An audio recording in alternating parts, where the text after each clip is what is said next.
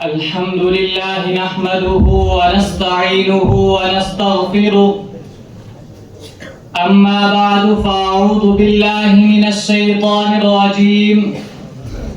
بسم الله الرحمن الرحيم. وما أرسلناك إلا رحمة للعالمين. صدق الله العظيم.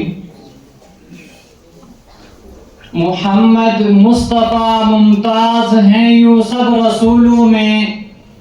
محمد مصطفیٰ ممتاز ہیں یوں سب رسولوں میں کہ جیسے ہو گلاب افضل زمانے بھر کے پھولوں میں. معزز و مکرم سامعین اعظام، حضرات حکم اور اساتذہ کرام، السلام علیکم ورحمۃ اللہ وبرکاتہ. یہ چرخ نیلی فام اس بات پر شاہد و عادل ہیں کہ آنے کو تو اس دنیا میں لاکھوں مصلحین و سالکین آئے، کروڑوں بندگان خدا اور زہاد مکرم آئے، لیکن جو بھی آیا وہ جانے کے لیے ہی آیا. مگر جب جبر و تشدد کی تند و تیز ہوائیں چلنے لگی، نفرت و عداوت کے شعلے بھڑکنے لگے، فضائے کائنات پر ظلم و عدوان کی تیرا اتار گٹانے چھانے لگی، تو اس وقت عرب کے تپتے ہوئے صحرا میں خدا کا وہ آخری رسول آیا جو صرف آنے کے لیے ہی آیا. وہ آیا تو آتا چلا گیا، وہ بڑھا تو بڑھتا چلا گیا، وہ پھیلا تو پھیلتا چلا گیا، جو انسانیت کا غمخوار، مظلوموں کا مددگار، یتیموں کا والی، غلاموں کا مولا بن کر آیا، جو عدل و مساوات کا عملی پیکر بن کر آیا. کیونکہ ایسے پرآشوب حالات میں صداقت و ہدایت کا یہی آفتاب و مہتاب اس تاریک دنیا کو بقعہ نور بنا سکتا تھا. کفر و شرک کی تیرا اتار گٹائیں چھٹ نہیں سکتی تھی، جبر و تشدد کی آندیاں مٹ نہیں سکتی تھی، نفرت و تعصب کے بھڑکتے ہوئے شعلے بجھ نہیں سکتے تھے. مگر اس کے لیے ضرورت تھی ایک ایسی ہستی کی جو پیام صداقت و ہدایت لے کر آئے اور تمام مظالم کے خلاف عالم بغاوت بلند کرے، انسانیت کو ضلالت کے اندھیروں سے نکال کر ہدایت کی روشنی میں لا کھڑا کرے، تڑپتی ہوئی انسانیت کی مسیحائی کرے، زنجیر غلامی میں جکڑے ہوئے انسانوں کو آزادی کی فضا بخشے.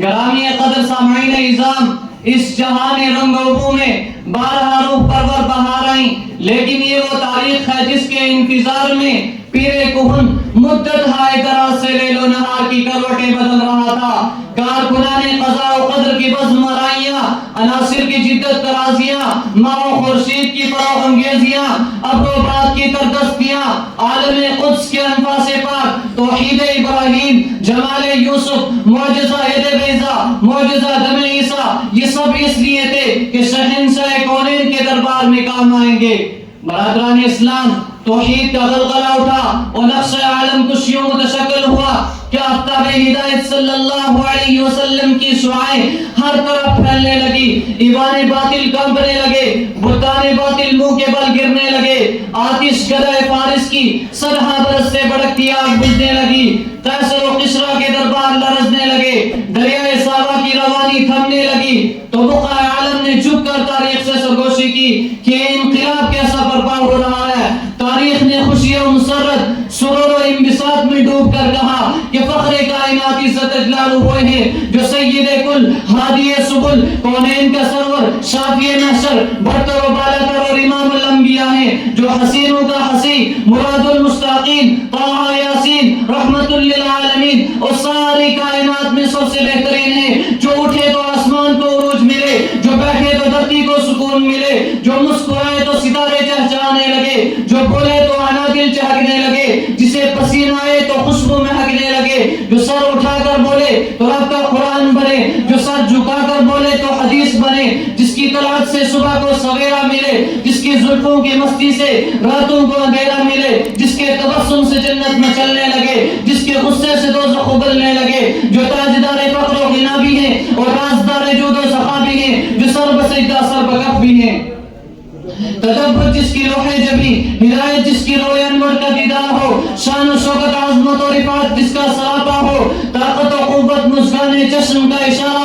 علوم و فنون جس کے گھر کے غلام ہو، سیاست و حکمت جس کے گھر کی باندھی ہو، وہ سبھی الست کا بدر الدجا، صبح کائنات کا شمس الضحیٰ، مصدر سعادت لا انتہا، مائے نیم مائے جہاں صفا، شافی محشر و سردار انبیاء، رنگ محفل عبد و سما، کوثر مواہب لطف و عطا، مہمان عرش و جلوہ فرمائے ہرا، سالار غازیہ نبرد آزما، کالی کملی میں کشور کشا، ثقلین کا رہبر و رہنما، کولین کی بہار جاں فضا، یعنی محمد مصطفیٰ و مجتبیٰ، ربی صلی وسلم دائما ابدا۔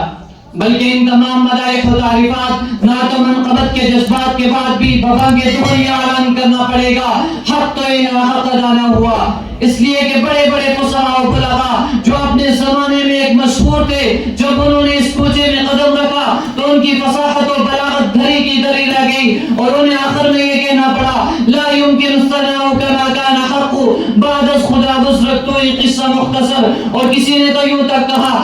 قلم مسجار ہوں سارے سمندر روشنائی ہو، قلم مسجار ہوں سارے سمندر روشنائی ہو، مکمل ہو نہیں سکتی کبھی سیرت محمد کی، وما علینا الا البلاغ المبین۔